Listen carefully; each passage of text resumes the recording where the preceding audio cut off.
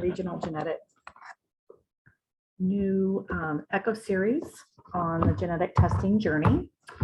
We have a diverse audience today, which we're pleased with. We have folks from public health, from the clinical genetics side, nurse practitioners, and parents and consumers. So we're very pleased with that turnout. Just a couple housekeeping items. Abigail has posted in the chat. If you have not already done so, make sure you sign into this session. We have to have that for the purposes of documenting this Project Echo. And then a little bit later in the session, Abigail will also put in the chat the link for the evaluation, and we'll talk more about that at the end. Let me just begin with some introductions first. My name is Lori Williamson Dean, and I am a genetic counselor at the University of Arkansas for Medical Sciences. I am on the faculty there for the genetic counseling program, but I'm also the co-director for the Heartland Regional Genetics Network. For those of you who are unfamiliar with the Regional Genetics Network system, I would invite you to our website to learn more about that system, heartlandcollaborative.org.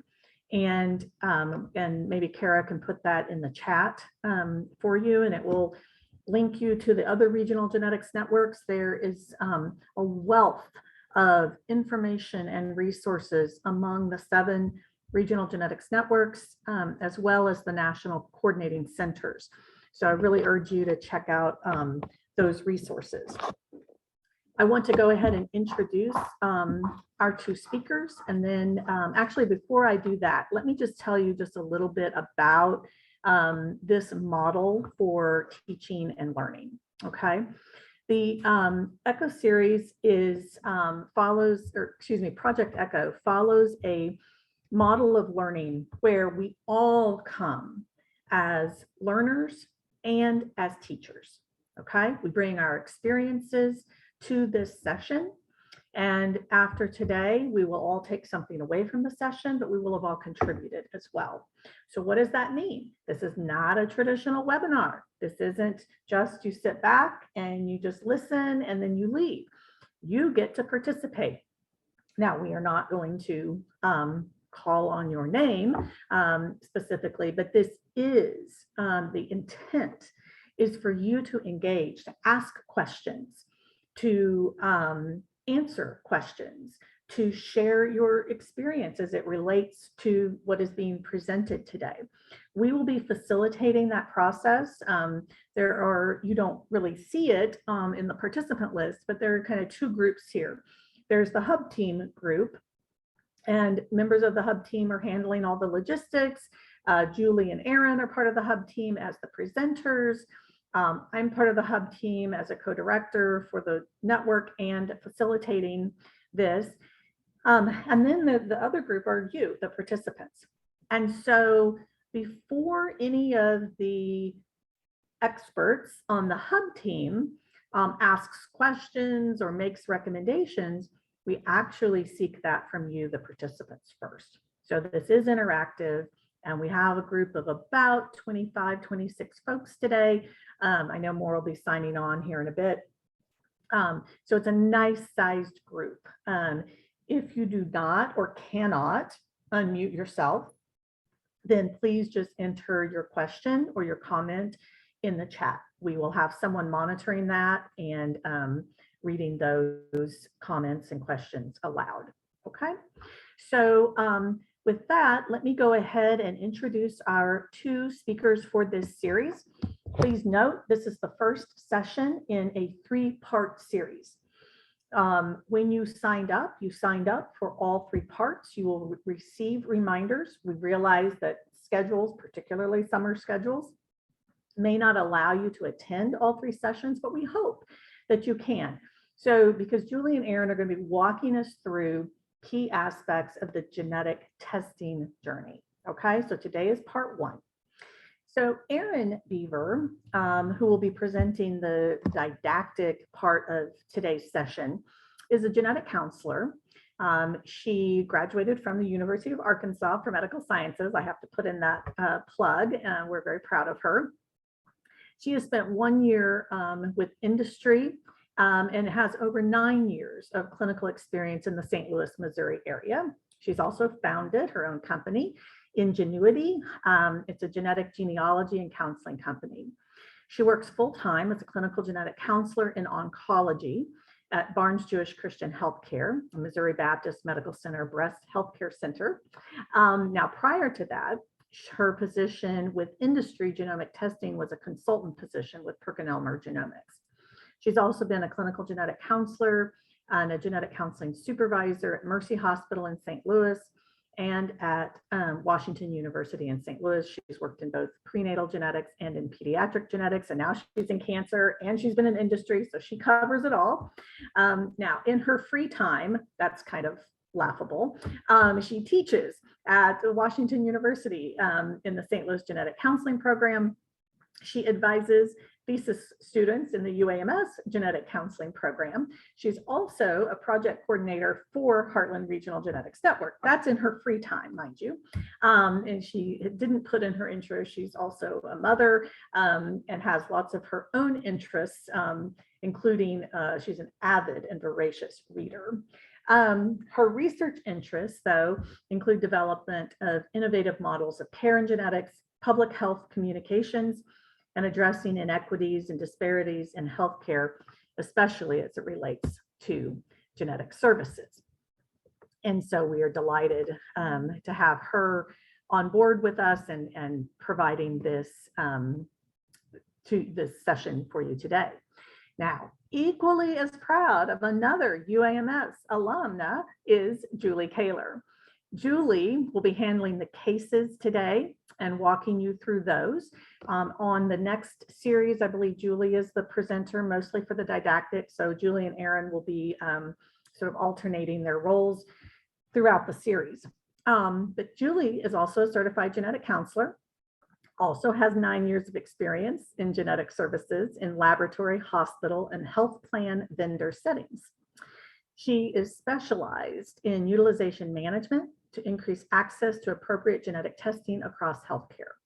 Her passion lies in speaking enthusiastically and effectively to multiple stakeholders while advocating for increased access to quality genetics care and forming partnerships between providers, institutions, health plans, and laboratories. And let me tell you, she excels at this.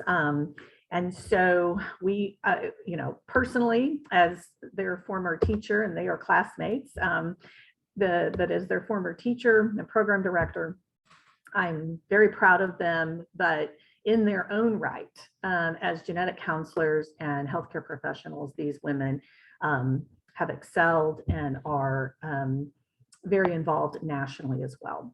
So without further ado, I am going to turn it over to you, Erin.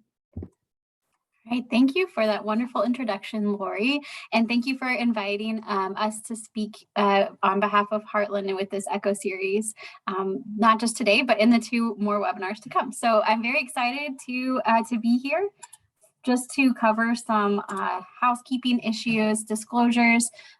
So Julie is an employee of Garden Health and does have individual stocks. I was a employee of PerkinElmer, which has been within the last year, and was an employee for them, and own my own company, Ingenuity LLC, which I do consult and provide services for Heartland. And Lori is an advisor for GeneDx. We do have some continuing education opportunities as part of this through ECHO, so a 1.0, and through NSGC for CEUs. Now we're going to get started with an idea of what we're going to be covering today. So our learning objectives are to identify who might benefit from genetic evaluation, define all the stakeholders within this process, identify the routes to referral and evaluation, and how to prepare for that, along with how to apply this to your existing workflow. So these are our objectives that we're keeping in mind as we move through. So let's first identify the stakeholders. Outside of the patient and family, which is probably the most obvious of the stakeholders, you also have your referring provider, which in the circumstances we're talking about today, might be a primary care, it might be a specialist. It also could be somebody from a support service, such as therapy services or social work. Additional community and support services are stakeholders here as well. So you have the school, you have your insurance payers, you have advocacy groups. There's probably more that I haven't thought to include here, but know that you have a whole community and support network that is part of the stakeholders in this situation. And then of course you have your genetics team, which oftentimes involves a medical geneticist, genetic counselor, and metabolic dietitian, to name a few. All right, and Julie, I'm going to let you introduce our cases. Great. So these are some theoretical cases pulled from Erin and I's experience in pediatric genetics, and also hopefully relevant to the attendees today. We reviewed the registration list and tried to design some cases that might be relevant to the types of folks you guys encounter or might need to interact with.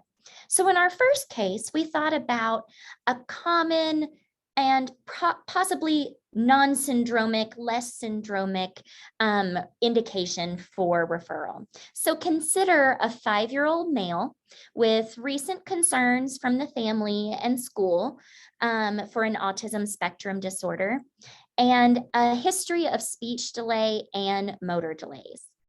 All growth parameters are above the 97th percentile. So we're not, dealing with short stature or, failure to thrive in that way. The patient hasn't had any genetic testing yet.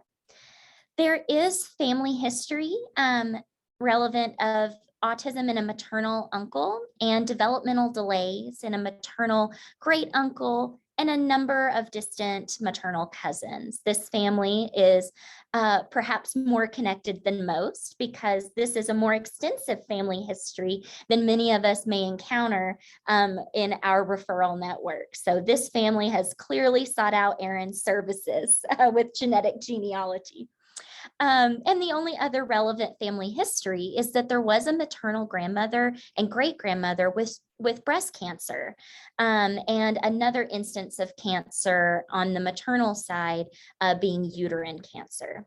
So if I were to summarize this for someone, oh, I'm sending you a boy with speech and motor delays, we're concerned for autism. Nothing else is jumping out at us.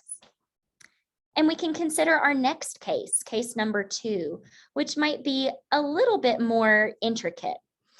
This is a newborn with cleft lip and palate. So already from birth, encountering the healthcare system from a number of different angles. Sensory neural hearing loss was detected on newborn screen. So already kind of identified that early on and receiving services. No genetic testing yet. The dad does have a history of high myopia or nearsightedness, and actually so severe that it has led to a retinal detachment in his teenage years. And there is a cousin on the paternal side with cleft palate and an aunt with a retinal detachment in adulthood. No family member has had genetic testing to date. And again, we have a relevant family history that our referring providers were so great to think of asking about. The original plan pre-delivery was for a local ENT surgeon to handle all of the surgeries. So there wasn't an initial instance of sending them to a high care center. Most of the patient's care was going to be handled locally by ENT. Great, so let's think about the different indications and the different types of ways that these 2 particular cases intersect with common referral indications that we might see. Erin, what do you have to say about this? Yeah, so I think that these 2 cases illustrate 2 of the more common reasons why patients might be referred in for genetic services or examples of patients who could benefit from genetic services. So structural birth defects are very commonly a reason for referral to genetics. Not all structural birth differences are genetic in nature, but there is a high proportion that are. And so sometimes it's not easy to discern which ones are going to be genetic and which ones aren't. So a structural birth defect by itself is plenty of reason for a patient to be referred into genetics, regardless of if there's other things going on. So that's a great example in that case number 2. Case number 1 with neurodevelopmental diagnoses, autism is part of that spectrum. It's obviously not the only type of neurodevelopmental presentation that you can see or that we get referred. So patients can be referred for lots of different neurodevelopmental diagnoses that we'll go over today. Family history of a genetic condition is probably one of the most obvious reasons why patients come into genetic services. Unusual medical issues are another common one. Sometimes, though, we may be the referral of last resort, I guess is how I would call us. Everybody else has had their eyes on the kiddo and tried to find an answer and hasn't been able to. And then we have common disease that has a hereditary component. So examples of that would be like hypothyroidism, hypercholesterolemia. These are just a few. Oncology services, and that could be patients who have a history or an active diagnosis of cancer, and that's throughout the lifespan, but it could also be a family history of cancer that patients are being referred in for. We're going to go into more detail about where these patients might be encountered within not just the healthcare system, but also within support services. So many of the individuals who could benefit from genetic services may be seen in social work, in physical therapy, speech therapy, psychology or behavioral health, special education, and of course, in your specialty services. Really, pretty much any specialty service probably has a component of genetic disease in the patients that are being seen there. And so any specialist could be familiar with the common indications that could show up in their clinic. So we're going to be going over different clinical areas next and some highlights of reasons for referral or indications for referral. Now, I'm not going to go over all of these in depth, but we will provide a copy of these slides so that after the presentation to those attending, so that you could go into detail and find your clinical area here and think about all of the specifics of what you could be looking for in your clinic, patients that you could be looking for to refer. And Erin, I just wanted to add that as many specialty providers really are experts in their specialty, as you can imagine, and they may encounter a particular symptom that's on this list, but they may not have the holistic view of genetic syndromes to have the detailed medical history or information on these other components. And so we absolutely understand getting a referral that a provider may say, I saw this family in my dental clinic and these teeth are abnormal. If they don't report to us the family history of bone breaks, it's not something that genetics providers will, turn up our nose or snicker at. We understand that specialists encounter the signs and symptoms in the body system for which they focus. And so this is a great opportunity for all of us to kind of clue in which of these lie within my focus and what are some ancillary things I might just keep my eyes and ears open. Yes, that's a great point, Julie. Thank you for bringing that forward. So let's talk a little bit about autism and neurodevelopmental area and what are some common indications that may be something that you would want to send in for genetic referral. So these patients who have speech delay or speech and language disorder, whether or not they have autism or other medical issues, birth defects, or dysmorphic features, they could benefit from genetic services, but especially if they have any of these other indications, it would be a helpful service for them and perhaps provide some more answers. And we'll talk about the why of genetics here in a bit. Autism. So a patient with autism, whether or not they have anything else going on, definitely a great indication for genetics. Intellectual disability, again, whether or not there's anything else going on, that's still a perfectly fine indication for why a patient may come into genetic services. So some common medical issues that could come up, like I mentioned earlier, structural birth defects are very common.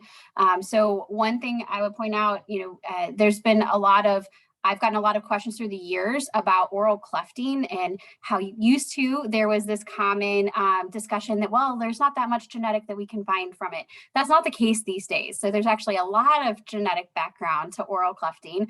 One thing I want to point out for those patients is you could also get them in for an eye exam, because one of the very helpful features that we can use to discern what we need to be looking for is an eye exam. And we recommend that in the first year of life. I also would point out hearing loss, whether or not there's anything else going on. There's syndromic hearing loss, there's non-syndromic hearing loss, but there's reasons why families would want to know about the genetic etiologies of either. And then another common indication would be things like poor growth or unusual growth patterns. We're going to talk a little bit about craniofacial or like kids plastic surgery. So we've already talked a little bit about clefting, but other common indications that might be seen in that sort of a clinical setting would be things like craniosynostosis. There's a lot of genetic background to that, and so those families can benefit from genetic services. Macroglossia, which is a large tongue. A lot of people don't think about that. In fact, some of those kiddos don't even get referred into KPS. They may still be in their primary care. For urology, hydronephrosis, especially if there's other medical issues such as developmental concerns, other birth defects, or unusual facial features, those could be indications for a good referral. Hypospadias, I think that there's a lot of kiddos out there that have hypospadias that maybe have never been referred to genetics, but there is a good proportion of those patients who have underlying genetic conditions and could benefit from services. In GI, we do have failure to thrive, for example, or polyposis, so having lots of polyps, whether it's in childhood or honestly in adulthood, is a good reason to come to genetics. Meconium ileus will be another good reason to come to genetics from a newborn perspective in GI. Childhood onset of cholestasis, especially if it's unexplained, great thing for us to try to explore and find an answer to, which could make a difference to treatment. There are rare medical issues, so things like regression of skills. That might be something that's picked up on therapy or in school, maybe at a primary care, but would not necessarily be going to a specialist, but they can definitely benefit from genetics. There are regression syndromes that we would want to be looking for. And then spontaneous or non-traumatic retinal detachment, which was actually part of one of our cases. Other rare medical issues could be like large head size, especially if there's other things going on with that kiddo, small head size, regardless of if anything else is going on. So this is an opportunity where we'd like to stop and have discussion. So I'm wondering if there's any referral reasons that patients or family kind of resist or push back on. Do you have any experiences where you've tried to make a referral and there was resistance from the family because of the indication?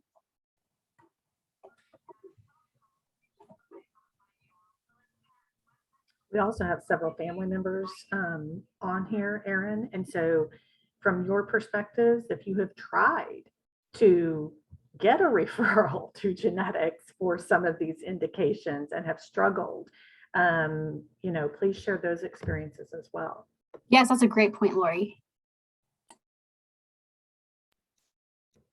And I'll just go ahead and kick off some of the discussion. I know whenever I worked at the Cleft Lip and Palate Clinic at Arkansas Children's, many of the families, felt they were handling the birth defect within their family beautifully. They didn't have a perceived need to understand underlying, causes or rule out underlying causes, as was the case many times. And so I think that would have been a resistance, or it just might have seemed inconvenient, but because we had a multidisciplinary clinic model and it was easily convenient for them, it ended up being a high value service. But I can see in the community environment, hearing loss for a family that's coping well, it might seem like something that is not worth the time or energy. And it seems like we have some input from the chat. Yeah, Deneen says that she thinks that for many families, they serve the cost is a factor. And it's not always covered, so there's a barrier there. That's a great point. And we are going to discuss some barriers to care in a moment. And so, yeah, that's definitely one of those big barriers. Mhm. How about, are there referral indications?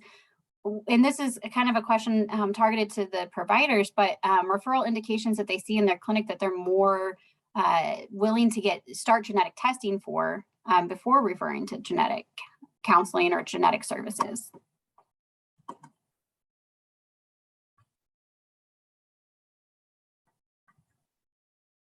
So Aaron, like go ahead and do a chromosome test or a microarray or something before they even refer. Yeah, so I think, yeah, and to give an example, so like I found in my work with the pediatric autism population, that oftentimes primary care providers might have already run a Fragile X test because they were comfortable with that. They knew it was a very common diagnosis in that population. So they may have already ordered that and gotten that out of the way. And similarly, some of the ophthalmologists or audiologists that had experience with a very specific genetic presentation for which there was very targeted testing, we would often see patients in clinic that had already had, indication specific testing for the condition of highest concern. I think it's typically more common for non-genetics providers to feel more comfortable, get things going, either for an indication they're really familiar with, or for the type of indication or testing that's a very simple, straightforward, targeted assessment where there might be more likely a yes or no answer without the additional complications that genetics testing sometimes brings. Yes, I agree. I very much experienced that same. Well, we will move on to why should you refer to genetics? So we've talked about the patients who could benefit, but what is the reason for getting them in? So I think that one of the biggest reasons is for comprehensive care. So they, coming through genetics, you're going to have a trained medical geneticist if you're sending to the genetics team that is able to lay eyes on them and really do that full physical exam that's keeping in mind the genetics components that they've been trained to look for. Whether you're going to a genetic counselor or a medical geneticist, you get the benefit of also having somebody who understands some of these nuances to cases and can identify these patterns and help to, create a differential or a list of conditions that could be going on that's most relevant to that patient. It's proactive because through genetics, you're also able to get personalized risk assessments for the family or for the patient. In many circumstances where there's medical management, you may have components of preventative care, especially in things like oncology. So it can be very helpful in that regard. Targeted, so we can make sure that we get the most appropriate testing because that's part of the training for any genetics professional, whether again they're an MD geneticist or a genetic counselor.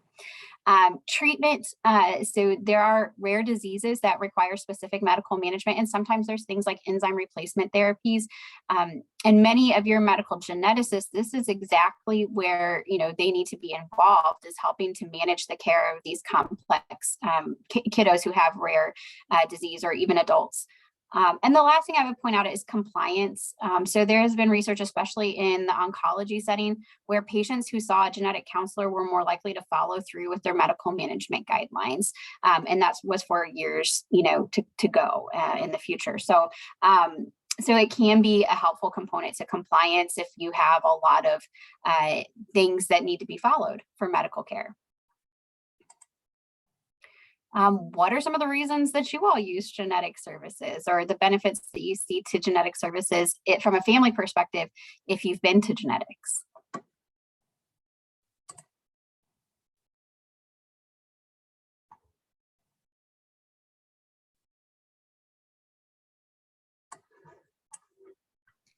Or if we have genetic providers on the call, what are some things that you have overcome or kind of experienced of working with providers that, oh, well, once we had a discussion, this is how we can use genetics, or here's something that might not be helpful. Seems like we have some input.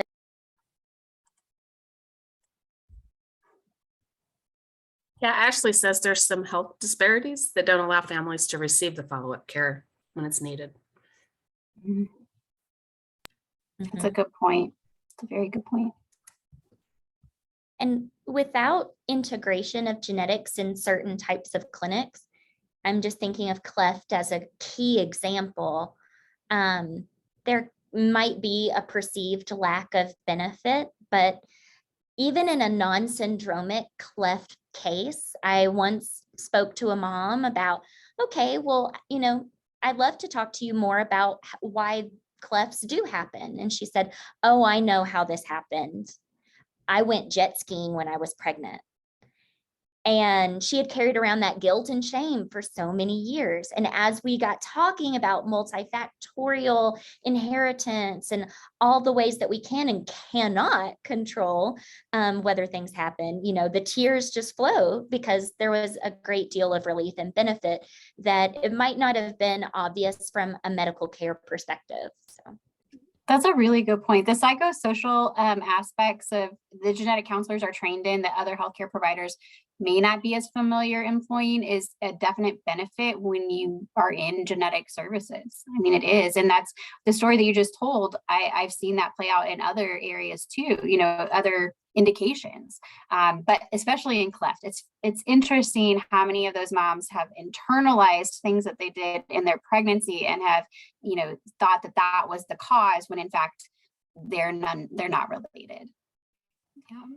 So I have a question, and you may be going to discuss this later with barriers, but we've had two comments in the chat, one about cost and one about other factors just influencing the ability, you know, health disparities, basically influencing the ability for that follow through. So knowing that, you know, in fact, a family may not be able to get the best test, you know, their insurance isn't going to cover it, or knowing that a family may be struggling for a number of reasons to access all the follow-through care.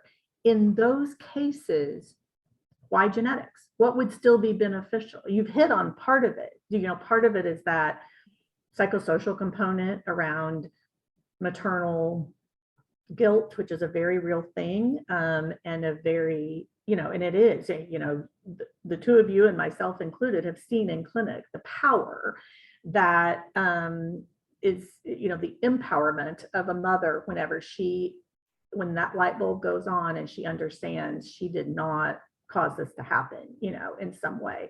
But beyond that, why genetics? What can genetics offer if there are then those barriers out there? And again, if you're going to cover that later, you can answer that question later. No, we will cover barriers, but I think it's fair to answer that question now. I think, you know, as genetic counselors, we're trained to look at a family and talk with a family and begin to understand what is preventing them. We're trained to, you know, and how do we communicate about this? Like, how do you even ask that question? What's going to prevent you from, you know, carrying out this care plan? What are some of the, you know, asking them what are some of the barriers that they face on a day-to-day basis? Sometimes it's listening to them talk about, you know, what was the struggle to get here today? And then trying to help brainstorm and be aware of the services that we can connect them with, that's going to help to, you know, move that along. And go ahead, Ashley. Yeah, take yourself off mute and love to hear what you have to say. The language that you may use when asking a family or asking a person those type of questions may shut them off because they don't know where you're going to take that information and how you're going to utilize that information. They may feel like you may use that against them. So vernacular is very key. Your language that you use in speaking to them is going to be very key. Otherwise, that you may not get the information that you're needing and to be provided with the information that you need to help them further their services. So getting down on their level, speaking with them and speaking with them to help them. As I always say, conversation, not confrontation, because sometimes as families, we may feel like you guys might be confronting us like we've done something wrong. And that creates a shut off to where we don't want to communicate. We don't want to open up. We don't want to explore. And we tend to want to close off all communication with you because we may feel like we've done something wrong. And then sometimes we do feel like, as parents, and I can say this as a parent perspective, we can feel like that because sometimes we're being talked at, not talked to. That's a really, really good point. And I think that one of the nice things about genetic counselors is that we do get the time with our patients to be on their level and to have more of an open discussion. I think that so many providers, especially, you know, in your primary care setting, they're on a time crunch. And so they're communicating very directly, but it can come across very abruptly, and they may not be taking into consideration the psychosocial components of what that family needs and what they're going through. And that takes time. If you don't have the time, the space for time, then that's going to affect, like you mentioned, Ashley, how the family is being open to services. But I do think that that's a benefit to getting a patient into genetic counseling, is that we can actually take that time. I have the room and space to spend an hour with my patients versus a primary care has 15 minutes, and that's to do the physical exam and, you know, talk and all the other stuff that they need to do. So quick question to follow back with you. So I live here in Western Kansas, and I'm going to use myself for an example. I had a genetic testing done for my son a year ago. I had test kits sent out by GeneDx a few months after following up to let me know that there was a seizure condition, a genetic test that they wanted me to do to find out whether it was determined to be on their father's side or on my side. Why is it that I've never heard anything from that? We've sent the testing kits back in. This is one of the issues that we come across, is that the continuity of making sure that hospitals are making sure that things are sent in, the follow-up isn't there. So as a provider's office, knowing that I had those test results, knowing that I had that stuff followed up, and even GeneDx sending that information to me, why haven't I heard from them? Why haven't they followed up to make sure like, hey, we sent you this, we haven't heard back from you, et cetera, et cetera, et cetera. Too many families are lost in the cracks, and we're putting the care and the concern to making sure that this stuff is being done, but the follow-up is not there. Making sure that the families are being reached, making sure that they're understanding what's going on and so on, because just as myself, I'm still sitting here waiting. And where we live at, FedEx doesn't come here every day. UPS doesn't come here every day. How long have those tests been sitting there? Where are they sitting at? Where are they at? Are questions that families have. Also, telehealth. How do I get in touch with telehealth providers to find out what's going on? What does this mean? I got a result, but you're not calling to let me know into explanation of what this means, where that goes, and what do I need to follow up with? Yeah. So many families are lost. So we give this information, but we're giving it, but are we actually following through with it? What is the transparency? What is the accountability of you guys as genetics providers? Okay, even if you guys have a team, what is it with this team to make sure that people are seeing and getting the information that they're needing to get? How are you guys making sure that it's being followed up? How are you guys making sure that families are being reached and they're actually receiving the information that they're needing and the support? So you have all these things listed up here for support. So what actually do you have for support in those communities? Are you making sure that those families are connected with those resources? Yeah, because we could say we have community support and community resources and this and that. What are those supports? Families don't know those. Yeah. That's a question left open that, they're to go and still find out. Even providers, as you said, they have 15 minutes. They're not making sure that what supports are there for these families. Yeah, and it sounds like that that you've had a negative experience, and I'm so sorry you're still waiting on results. I hope that that's not the experience of all of our families. I acknowledge that there are definitely patients that fall through the cracks, and some teams that are over, what do I say, Julie? Like their volume is out of control because we live in an area where there's not too many genetics providers. And I think that there alternative models of care that we're going to discuss here in a few minutes that could help those teams to be better with the follow-up and not allow so many patients to move through, fall through the cracks.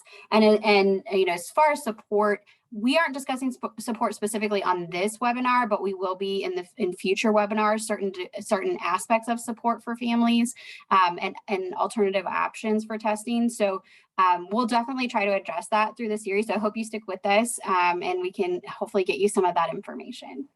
And Ashley, just absolutely, your story is not falling on deaf ears at all. We, some of the information that we'll talk about today are how can we as providers let each other know what to expect and what accountability should be part of this process. And then also, how can we communicate to you as the families? I hate that the onus or the burden is often on the families, but maybe with a better clarity of what these expectations of the process are, and that you should absolutely have your results. If you don't hear about your results in a month, call my office. Those kind of expectations, even though it's unfair to place at your feet. I think that communication between us providers and between providers and families should hopefully go a long way. I do know that we have some more ground to cover, so I don't want to take up too much time on that, but thank you for that. Yeah, and Joy, or go ahead. Oh, go ahead. You go ahead, Kara. Joyelle has a question. Hi, everyone. Oh, sorry. I was going to say, raised hand. Sorry, I'll be quiet. Okay. I just kind of had a question in relation to what Ashley was saying, but it's more on the referral side. So when, say, a primary care provider, does notice that maybe a child's head circumference is larger than it should be at that age or whatever. What kind of because parents, and I'm a parent, like, so as a parent, if someone told me that, it's a sensitive issue, right? Because you think your baby is perfect, and they are perfect for you. So how do you, I guess, what would be your guidance as far as some of those things that parents may take a little bit more personally, but it's like, this is obviously something that's not normal do you know what I'm saying? Like, I know that that's been a concern. I'm just thinking of a parent that had in a situation had told us kind of what she was told by the specialist, and it was very she took offense to it, and it was just kind of, I think it was just matter of fact of like what the situation was. But how do you kind of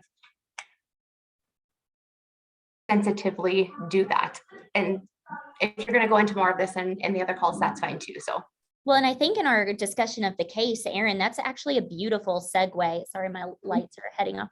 That might be a beautiful segue into the next little bits, because case number one, a child with, some delays, perhaps the family is concerned about this, and oh my goodness, all of a sudden the school is using autism. I thought we were just, working with speech and a little bit, with occupational. I didn't think about this. And, being larger than average, that's something that a family might be like really proud of in their boy. Like, my boy is big and strong, so how to have these conversations can be really tricky. So, the nuances of a particular case that a provider or a primary provider or referring provider might pick up on is, okay, we have concern for autism here. Let's send them to genetics and let's have a conversation with the family. But when you send them to genetics, what we see and what we think about and are all those other pieces of the puzzle. And you can actually talk to your families about, this is very common. It could just be part of who he is, but just in case there might be something causing this that would also make us want to pay attention to other areas of health, I would rather be safe than sorry. That's how I imagine that conversation with the family going. And same thing for families talking to their providers. Yeah, we may be doing really great in our therapies. I am not indicting you, speech therapist, at all. But I'm wanting to make sure that my son doesn't have any other health concerns that I need to be aware of.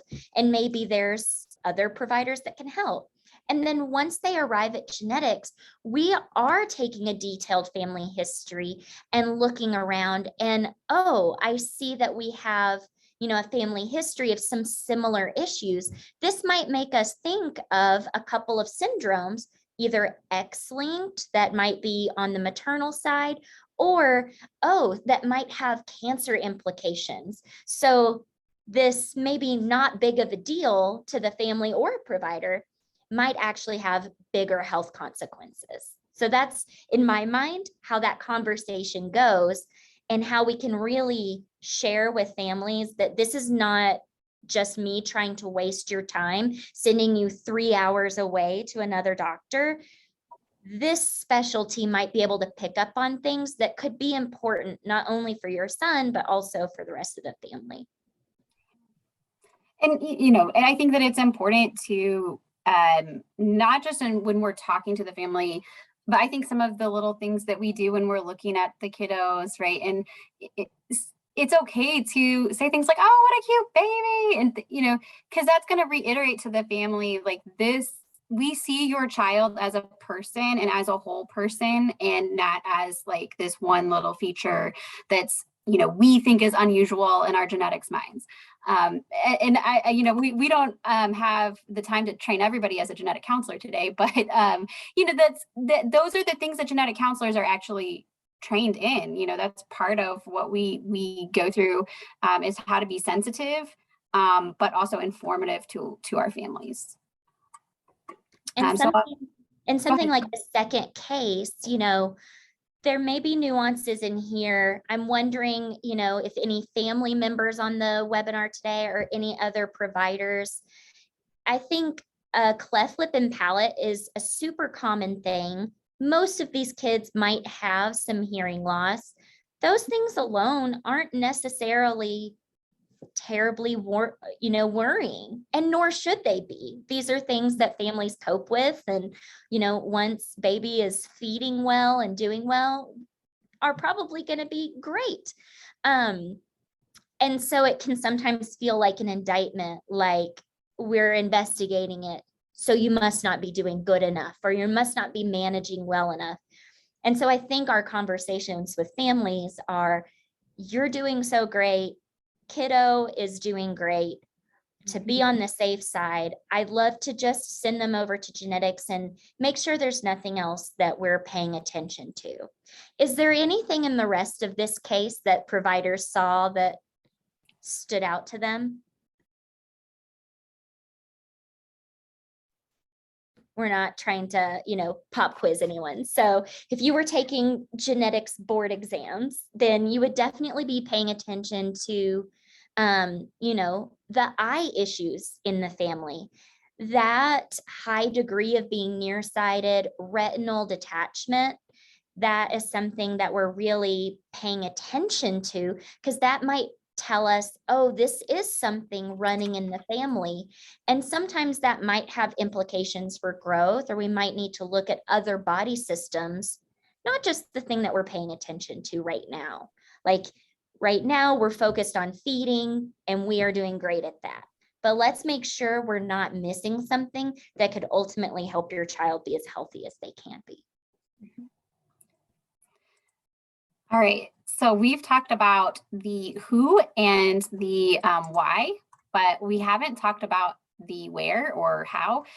So we're going to be covering that next. Now you can use this QR code here to visit the interactive genetic services map on Heartland's website to help identify local in-person clinics in our region. Now, this is specific to our region in Heartland. I would guess that the other genetics networks have similar maps. So you would just identify what network that you fit into in your region. If you're not from our region and you're joining us today, also thank you for joining us today. But you can find similar maps on the different network websites. So in addition to that, because we all have just discussed that genetic services can be few and far between in some regions, in case it's problematic to get into an in-person genetic counseling service, there are other services available. There are both regional and nationwide telehealth and virtual services that are standalone genetic counseling systems. Obviously, to prevent any bias, we haven't named any of those here, but if you look up Google genetic counseling services, many of those are going to be the first things to pop up. So know that there are reputable companies out there that do provide genetic counseling services either by telephone or online. Some laboratories that are used, they are actually partnered with a genetic counseling service that is telehealth. And you can access that sometimes for free, sometimes it's fee for service. You just have to see what the partnership is with that laboratory. There are insurance companies that have contracted telehealth genetic services. So the most common one that I can think of is Cigna, who contracts with one of these nationwide telehealth services. And so their patients always have access to genetic counselors through telephone.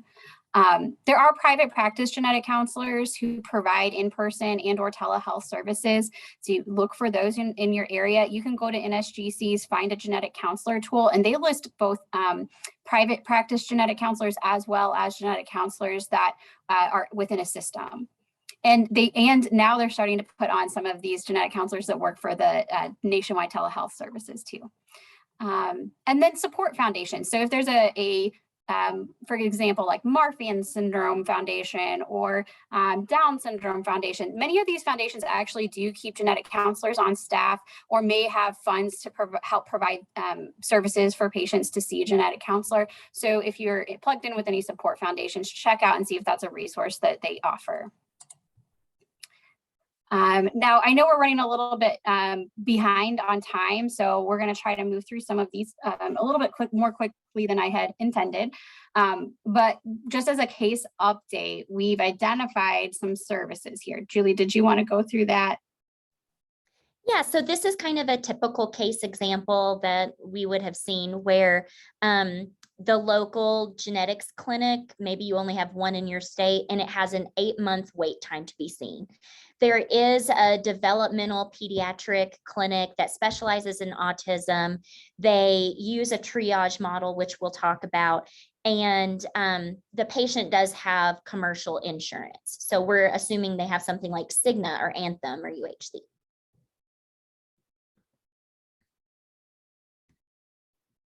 And then in our second case, we're 150 miles to our closest genetics clinic and 150 miles to that craniofacial team with lots of different types of providers. If you are a provider referring this family, your office was recently approached by a laboratory that actually has a partnership with genetic counselors, which may cost some money. So we have to think about all of the benefits and limitations to sending our patient off or referring them to this telehealth option. All right, and so we're going to cover some barriers to accessing genetic services. So a couple of the barriers have already been brought up in our conversation today.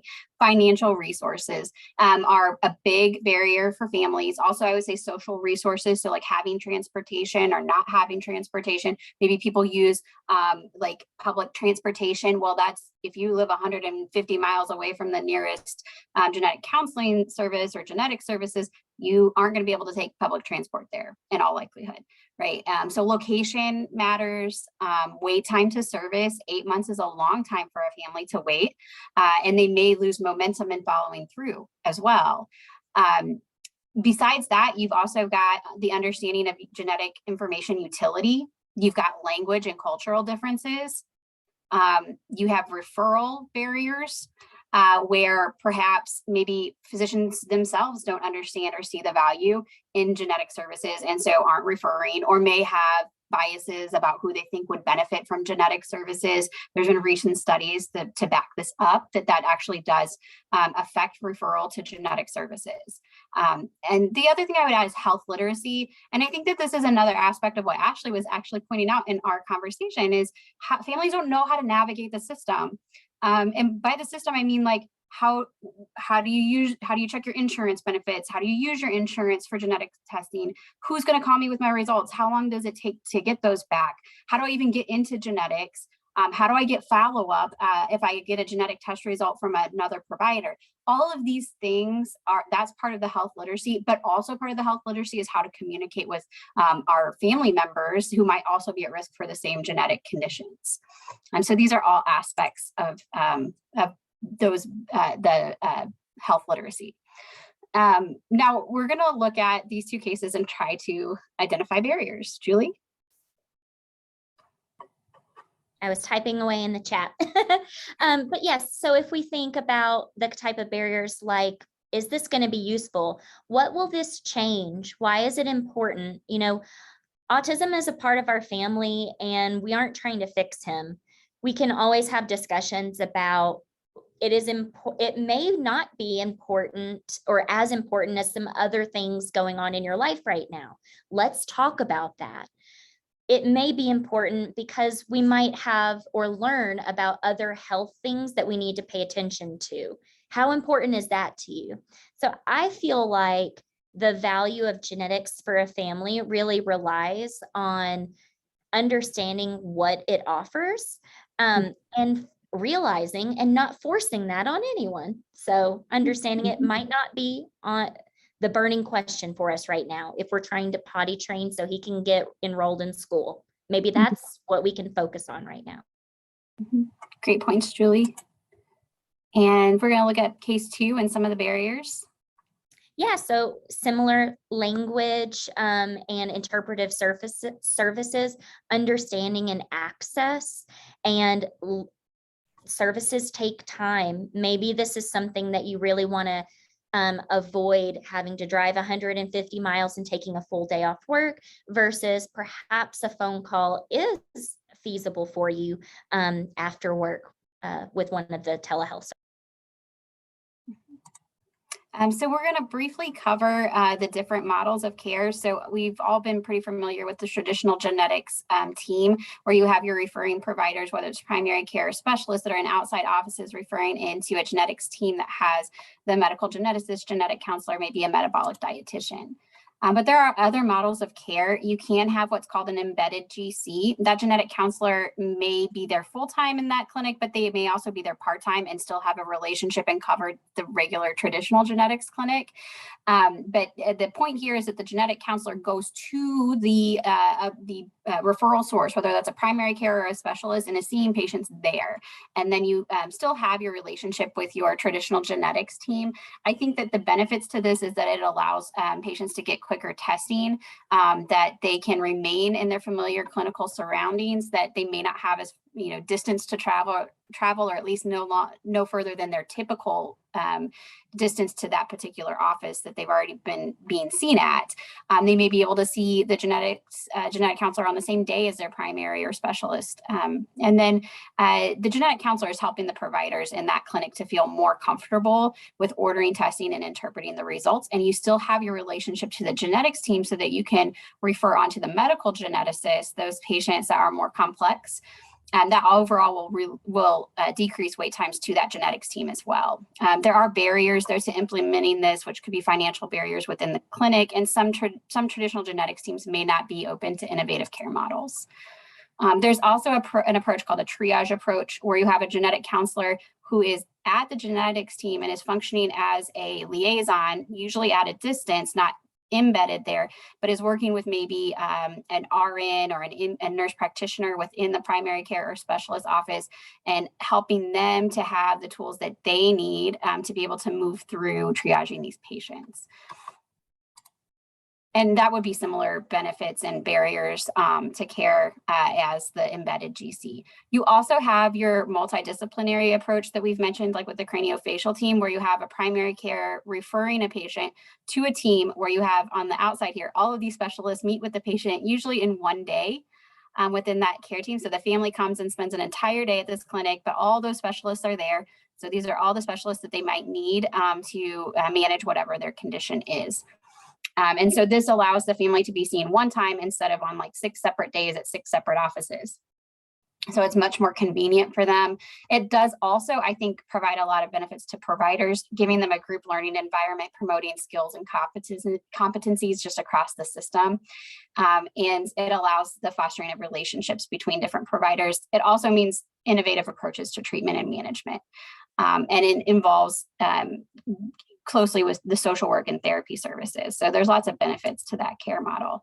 A care model that hasn't been used as, I don't think at all that I know of in genetics, but could be, is kind of like your tumor board approach, where you have your ordering providers or referring providers and physicians that are ordering genetic testing using some kind of a algorithm in medical management guideline. And then they bring cases to the board that are difficult cases where they're having a hard time moving through these testing processes or medical management processes. And your genetics team is part of that board. And it's sort of a collaboration between the two. Barriers might be like time and availability to meet, but it's an approach that could be used. We don't have time to, unfortunately, to cover other innovative care models today. But it's important to know that these care models can help to alleviate some of the barriers that you are looking at with your families.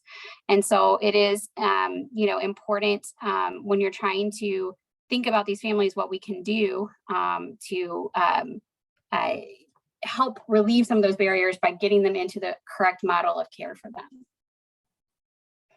Julie, did you want to add anything here? I know we're really we're out of time, but yeah, just to say that if you're, encountering an underserved area, or the referral time or the wait list is 8 months or something like that, then that is a clear sign of a different model is needed.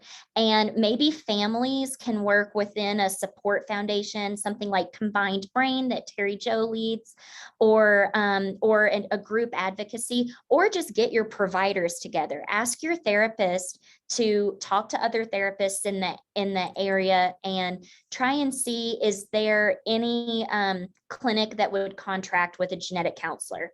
Is there any opportunity to get that 8-month wait list group to advise your area on how to handle some more common indications so that we can get that wait list down? I hate for the onus to be on families because it's not always safe for them to raise concerns.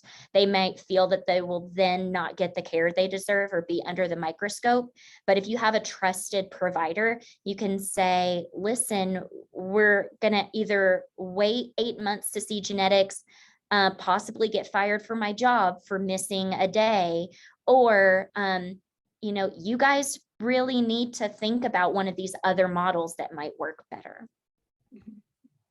Go ahead, Lori. And this, I know we're at past time, but I just want to say to the audience and follow up to what Julie said, this is very much what the Heartland Regional Genetics Network, what part of our charge is. And we have implemented some with success and some with not so much success, practice models to try and reduce those wait times, find different workflows, figure out, work with the community, the genetics providers, the primary care providers, the family networks.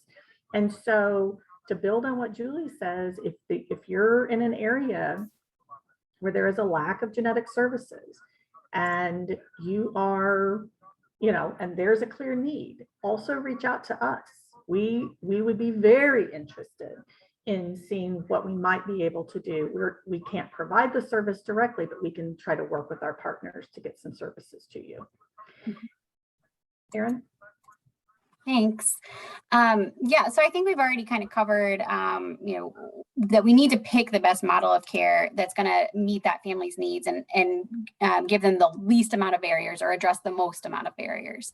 Now, once we've figured out how we're going to refer them in or where we're going to refer them to genetics, then we have to actually make the referral, and that does need to have certain information going along with it. So do please, when you're making a referral to genetics, write the indication for referral.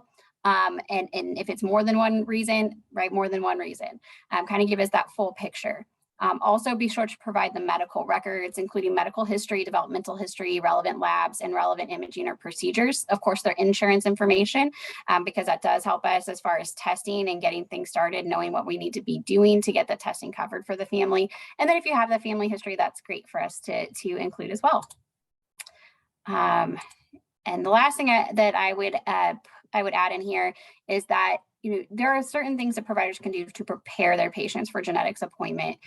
So talking to them about the indication and why that you're recommending they go to genetic services. Talk about why you think it's important and what they should expect with their genetic services. There are videos out there on YouTube that are by reputable sources that talk about how genetic clinics operate and why they're important. So these are things you could share. You could use that approach, but I think you talking is going to be, especially if you're the trusted provider, is going to be what families are going to most value. And talk to them about how the fact is that they may not be recommended to do genetic testing, or they may not. They may, if it's a family that's reluctant to do testing, help them to understand that they can still get benefit from genetic services and they don't have to do genetic testing, because there is still value in talking with the genetic counselors and geneticists. We can do some clinical, diagnostician stuff in that case, or we can avoid genetic testing in some circumstances and still get them some answers or some risk assessment information. And then if you have a patient that you're working with that has language or cultural barriers, try to find resources. Call your genetic counseling group, because we usually do know of resources out there. And an example I'm going to highlight here is Heartland does have a series of Spanish narrative videos that are very helpful in preparing patients for genetic services. And we now have some data to back that we will hopefully be publishing in the future. So how we might prepare each of these families. I don't know if we want to go over that, Lori, or since we're out of time, we'll just end it there.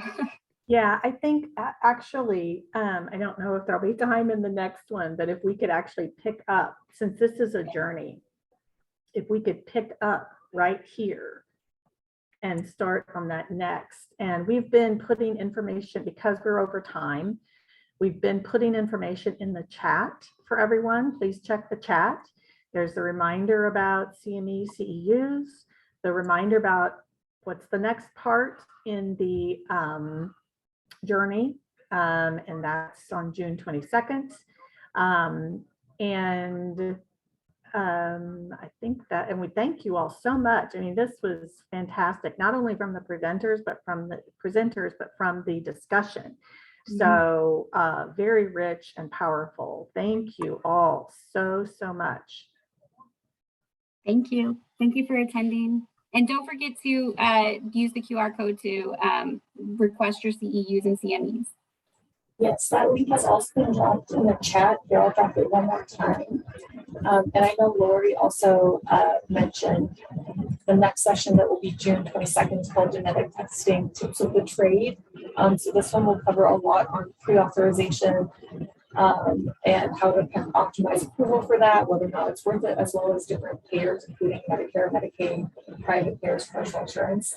So hopefully that will have some follow-up to some of the questions we had today as well.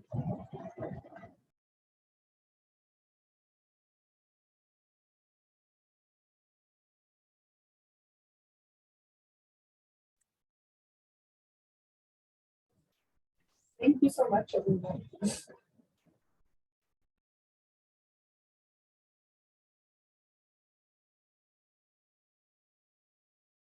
You rocked it, Erin.